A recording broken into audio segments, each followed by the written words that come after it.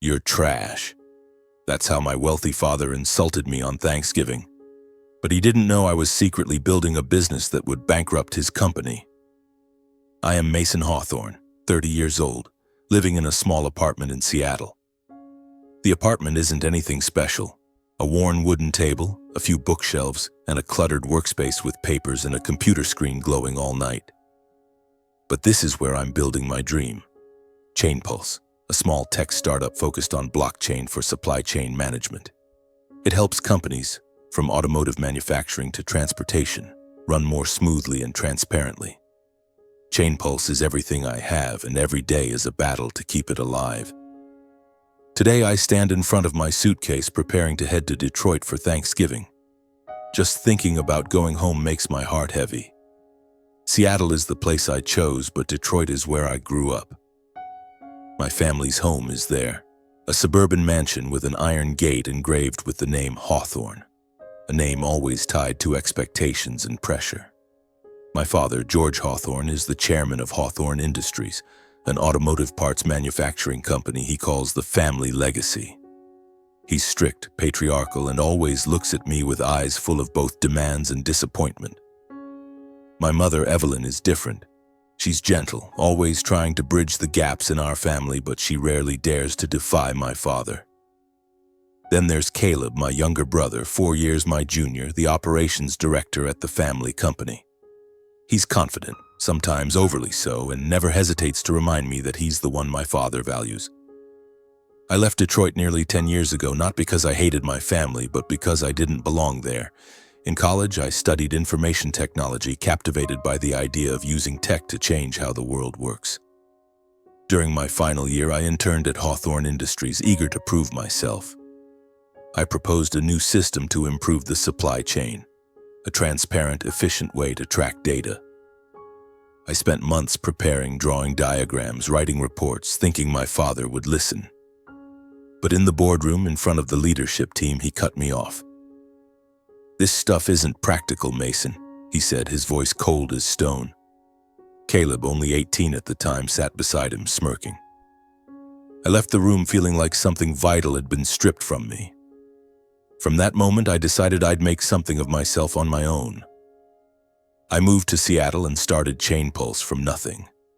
In the early days, I sat in coffee shops coding until my eyes blurred, pitching to investors who didn't believe blockchain could transform logistics. At times, I thought I was crazy for pursuing this path, but I didn't give up. ChainPulse slowly grew, from a mocked idea to software that major companies are now eyeing. Last month, we raised $15 million in a Series A round. It's a huge milestone, but I haven't told anyone, not even my family. I want to keep it a secret, at least until I'm ready to face them. My apartment is simple, but I like it that way. On my desk, I keep an old photo of me and my mom taken when I was a 15-year-old kid standing by Lake Michigan. My mom is the only one I still talk to regularly. She calls, asking how I'm eating, how work is going. I give vague answers.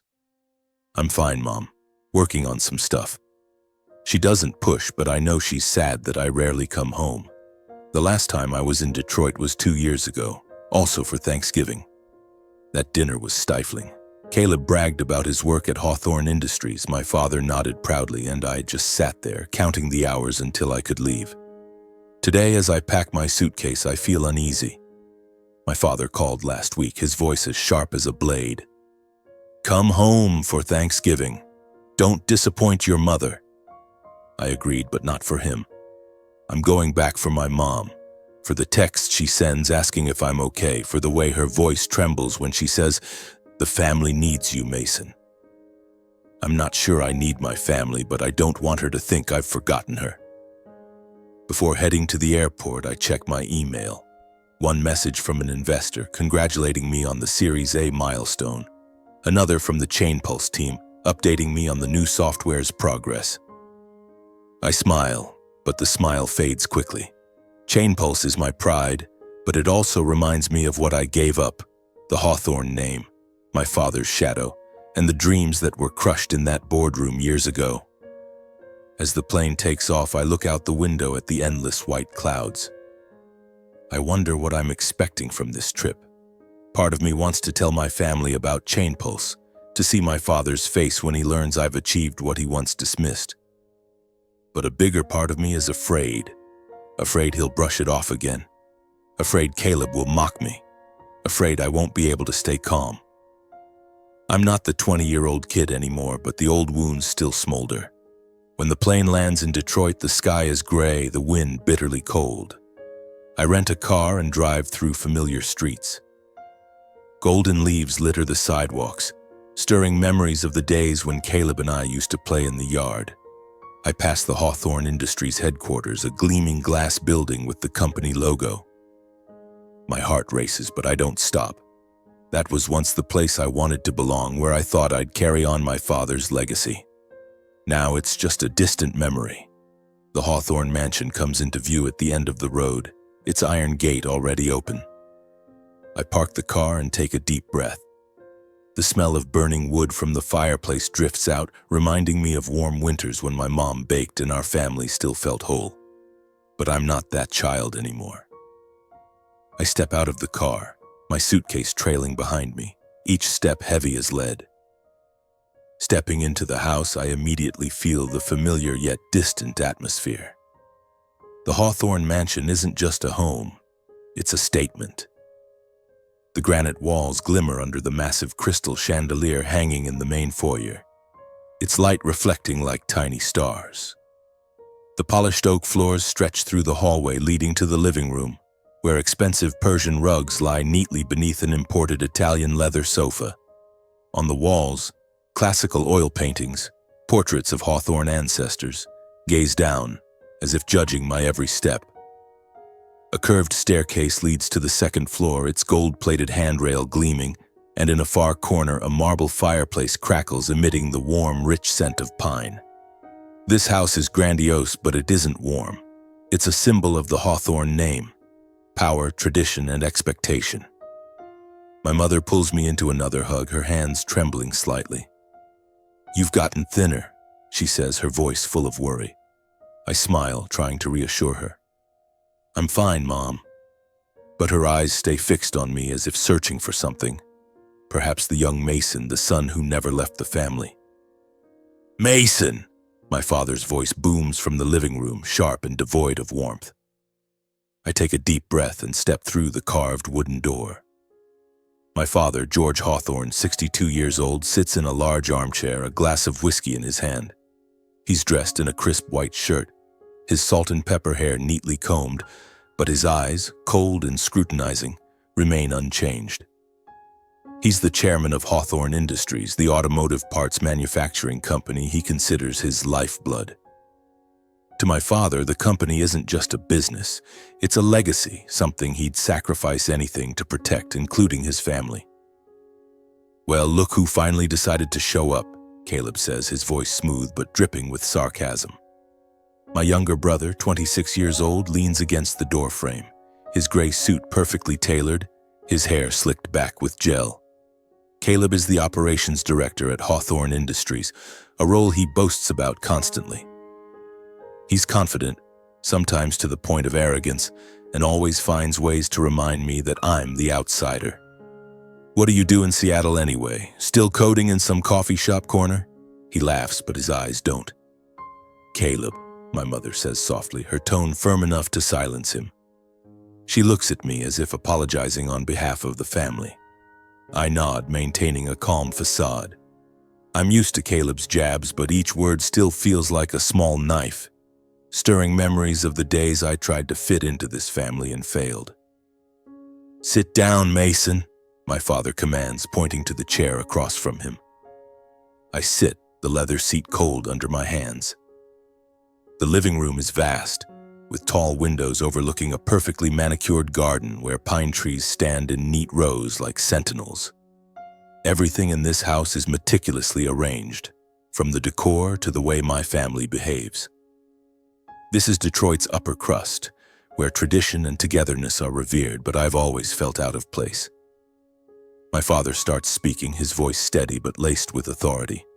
He asks about my work, but not out of genuine interest. "What are you doing in Seattle? Still messing with that tech nonsense?" He takes a sip of whiskey, not waiting for my response. Hawthorne Industries is expanding. I need reliable people. Caleb's doing well, but the company needs more family. He looks at me as if appraising a piece of merchandise. I clench my fists, struggling to stay calm. Chain Pulse is my life, something I've poured sweat and tears into building, but I say nothing. Not out of fear, but because I'm not ready. I know if I open my mouth, things will explode, and I don't want to upset my mother on my first day back. I have my own plans, I say, my voice low but steady. My father frowns, his eyes darkening. Plans? What, working for some tech company? You think you're better than the family business? He sets his glass down, the sound of glass hitting the table sharp and final. George, please, my mother interjects, her voice soft but resolute. Mason just got here. Let him rest. She looks at me, her eyes pleading for peace, but I know that's unlikely. My father will never accept me having my own path, and Caleb is just waiting for a chance to prove he's superior. Caleb smirks, jumping in. Keep dreaming in Seattle, big brother. This company doesn't need your pie-in-the-sky ideas. His words dredge up old memories. The boardroom years ago when I presented my supply chain improvement idea and was dismissed by my father. Caleb, though young, was there laughing at me. That wound has never healed. I stand up, unwilling to argue. I'm going to rest in my room for a bit, I say to my mother, avoiding my father and Caleb's gazes. She nods, but her eyes are filled with worry. I climb the staircase, each step heavy on the gleaming wooden floor. My old room is unchanged. Dark wooden bed, shelves packed with technical books I used to read, and a window overlooking the garden. I sit on the bed feeling like I'm 18 again, back when I still thought I could belong here. This house, with all its grandeur, is a reminder that I was never good enough in my father's eyes. The Hawthorne mansion could awe anyone, from its luxurious stone walls to the garden maintained like a work of art. But to me it feels like a gilded prison. Everything here belongs to my father, to the Hawthorne name, and I gave that up long ago. I pull out my phone and check emails from the Chain Pulse team.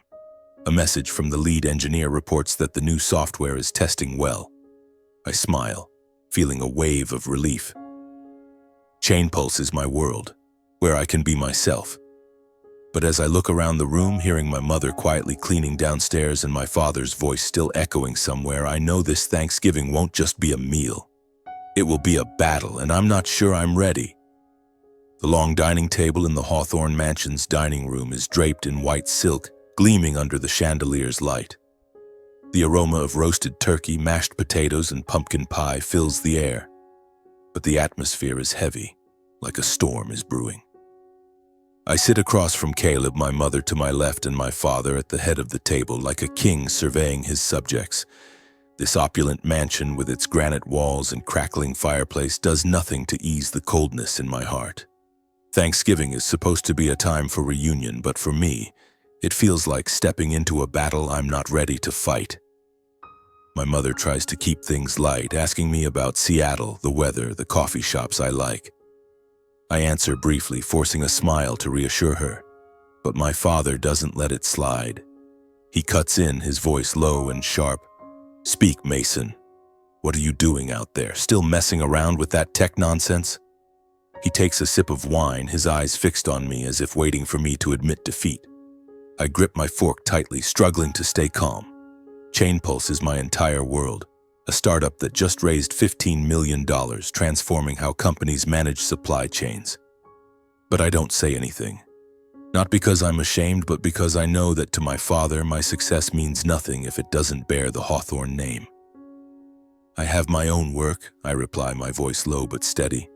I'm doing fine. Fine? Caleb jumps in, smirking. You mean still unemployed, right? Or are you slaving away for someone in Seattle? He slices into his turkey, his voice smooth but dripping with sarcasm. Over here, we're expanding Hawthorne Industries. Real work, not some pipe dream. My father sets his wine glass down, the sound of glass hitting the table sharp and final. I don't have time for your vague games, Mason, he says, his eyes darkening. Hawthorne Industries needs you. I want you to come work for the family now. Caleb's doing well, but the company needs more family. If you refuse, don't expect to inherit a dime. His words hit like a punch. I stare at him, my heart pounding. Inheritance? He thinks I'm here for money, for the company he calls his legacy? I want to scream about Chainpulse, about the sleepless nights coding, the contracts waiting to be signed, the fact that I've achieved what he once said was impossible. But I stay silent because I know if I speak, he'll find a way to tear it down, just like he did with every dream I had before. I don't need an inheritance, I say, my voice calm but firm. I have my own path. Your own path? My father laughs, but there's no humor in it. Who do you think you are, Mason? A kid who ran away from home, wandering around Seattle with nothing to show for it, and you dare talk to me about your own path? He stands, pointing at me. You're a Hawthorne. You belong to this company, and I won't let you disgrace that name. George, please, my mother nearly shouts, standing abruptly, her eyes red with tears. This is Thanksgiving. We're family. But my father doesn't look at her. He just glares at me, his eyes full of anger and disappointment. Caleb smirks, chiming in. Keep dreaming, Mason. But you know what? This company doesn't need you. Dad's just pitying you. His words are like pouring fuel on a fire. I remember my internship days at Hawthorne Industries when I tried to prove myself only to be dismissed. I remember Caleb's gaze, always ready to push me down so he could shine. I've had enough. Pity? I stand looking straight at Caleb, then turning to my father. If you think I need your pity, you don't know me at all. I don't need this company, and I don't need the Hawthorne name. I've built everything on my own. Enough, my father roars, slamming his hand on the table, making the wine glasses tremble. If you don't want to be part of this family, then get out. Now. The room falls silent, save for the crackling of the fireplace. My mother covers her mouth, tears streaming down her face. Caleb looks at me, his eyes triumphant. I turn to my mother, wanting to say something, but my throat tightens. I can't stay, not after those words. A year has passed since my father kicked me out of the house on Thanksgiving.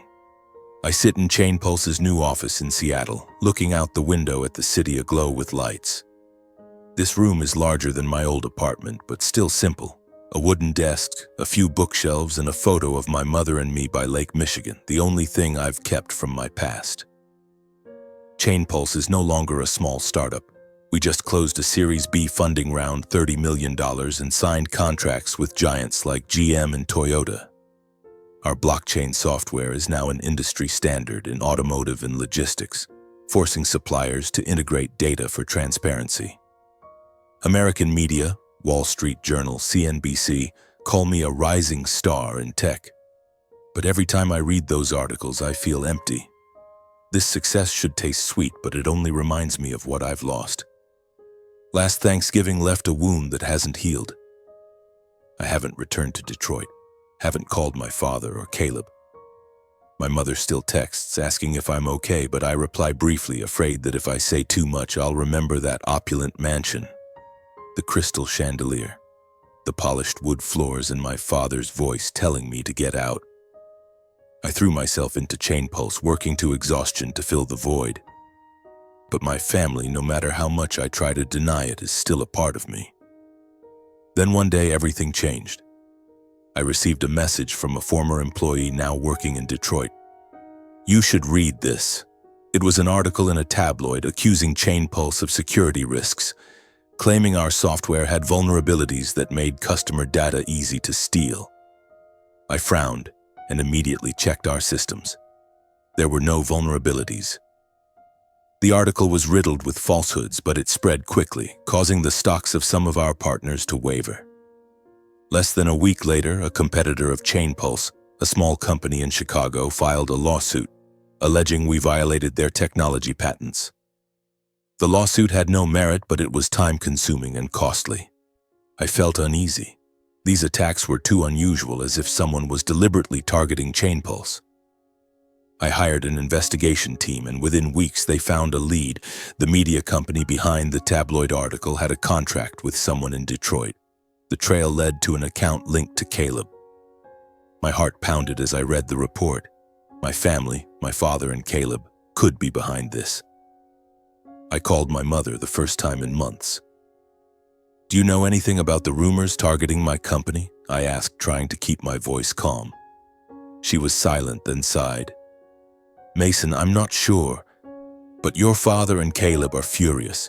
They read about you in the news about Chainpulse. They didn't expect you to achieve such big things." Her voice choked. "They feel threatened." Threatened? I almost laughed, but my throat was dry. I remembered the article she mentioned, the one in CNBC about how Chainpulse was reshaping the supply chain industry. That article inadvertently revealed that Hawthorne Industries had lost contracts with major automakers because they couldn't meet the new blockchain integration requirements. I hadn't meant to hurt the family business, but my software set a new standard, and Hawthorne Industries, with my father's rigid mindset, couldn't keep up. I started piecing things together. My father and Caleb must have been shocked to learn I was behind Chainpulse. To them, I wasn't just the son who left home. I was a traitor, unintentionally putting the family business in a tough spot.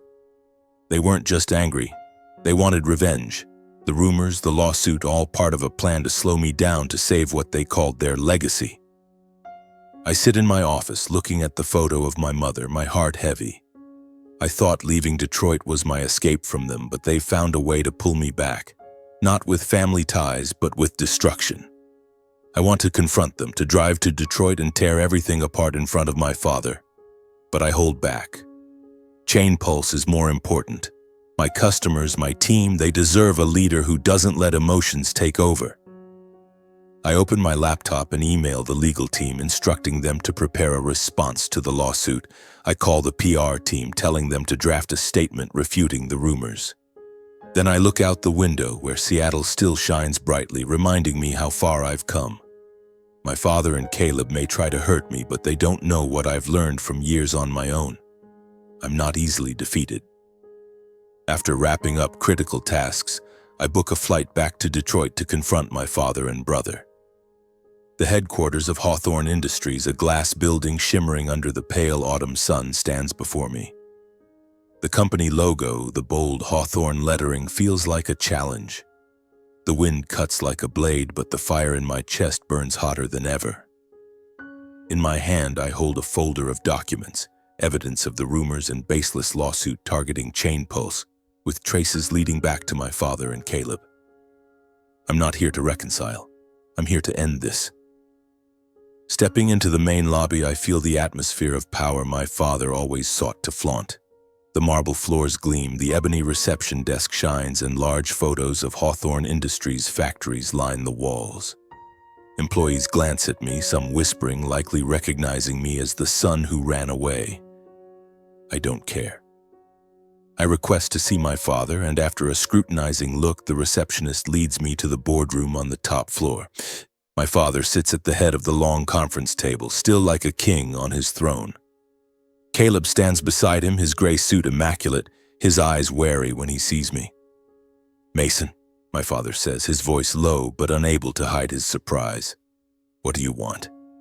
He doesn't offer me a seat, but I don't need an invitation. I pull out a chair, place the folder on the table, the sound of paper meeting wood echoing in the silent room. "I want you to stop," I say, looking straight at my father, then at Caleb. "The rumors about Chainpulse, the baseless lawsuit, I know you're behind them. This is the evidence." I slide the folder toward them, my voice calm but firm.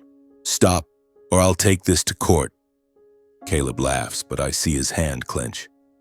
"You're paranoid, Mason," he says, smirking. "If Chainpulse is having problems, deal with it yourself. Don't pin it on us." He glances at my father as if seeking approval, but my father remains silent, his eyes fixed on the folder. I lean forward, locking eyes with Caleb. "Paranoid? I have emails, contracts, and transactions between your media company and that tabloid. Your name's in there, Caleb. Want me to send it to the press?" My words cut like a knife, and I see his face pale. My father finally speaks, his voice cold as stone. "You dare threaten me in my own company?" He stands, pointing at me. "Who do you think you are? A kid who ran away, built some nonsense tech company, and now thinks he's better than this family?" Nonsense? I stand facing him, no longer afraid. Chain Pulse is reshaping an entire industry, something your company couldn't do. I didn't want to hurt Hawthorne Industries, but you forced me to defend myself. I point at the folder. Stop, or I'll make everything public. My father slams his hand on the table, his face flushed with rage. You're no Hawthorne, get out! He calls security over the intercom, his voice nearly a shout. Caleb stands still, his eyes wavering, as if realizing for the first time that I'm no longer the older brother he could easily bully. 2 security guards appear, but I don't wait for them to drag me out. This is your last chance, I say, looking at my father one final time. Don't make me do something we'll both regret. I turn and walk out of the boardroom, my shoes echoing on the marble floor. The lobby is still lavish, but to me it's just an empty shell like the Hawthorne name my father worships. Outside in the car, I sit still, gripping the steering wheel. My heart pounds, a mix of disappointment and resolve. I had hoped even just a little that my father would admit his mistake, that Caleb would back down. But they haven't changed, and neither have I. Chain Pulse is my home, and I'll protect it, even if it means facing my entire family. As I drive away from Detroit, I glance at the Hawthorne Industries building in the rearview mirror, watching it shrink and disappear. I don't know if I'll ever return, but I know one thing. I no longer need their approval. I am Mason Hawthorne, and I will keep walking my own path. I return to Seattle, carrying the echoes of the confrontation in Detroit. The Chain Pulse office is still lit up, my team working diligently, unaware of the storms I've just weathered. I sit at my desk, looking at the photo of my mother on the shelf, my heart heavy. My father and Caleb haven't stopped. The rumors continue to spread, the lawsuit still looms, but I won't let them drag me down. Chain Pulse is the dream I've poured sweat and tears into building, and I will protect it. I gather my team, briefing them concisely about the challenges. We're being targeted, I say, my voice calm but resolute. But we're stronger than that. Focus on the product. My legal team counters the lawsuit, presenting evidence that the patent infringement claims are baseless. The PR team launches a campaign, releasing independent reports proving our software's security and efficiency. I work day and night meeting with clients, reassuring them that Chain Pulse remains solid. There are moments of exhaustion, when emails pile up and the phone never stops ringing. But every new contract signed, every word of praise from a client gives me a reason to keep going.